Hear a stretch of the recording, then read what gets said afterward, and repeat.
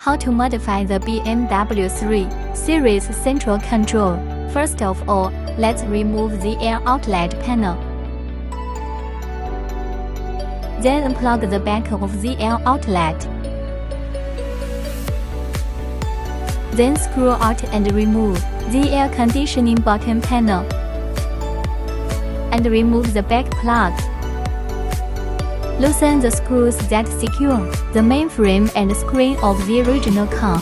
Remove the original car screen and unplug the wire.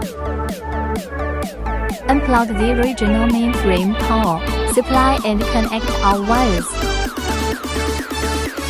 Then connect LVDS cable to it. Organize the wires and plug them into the screen of our product.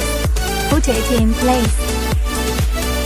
Plug in the back of the air outlet and restore the position.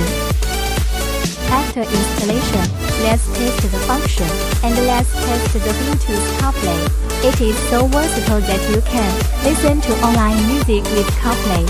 You can also use Siri voice assistant to issue commands and navigate where you want to go. Of course, you can also play online movies. Thank you for watching.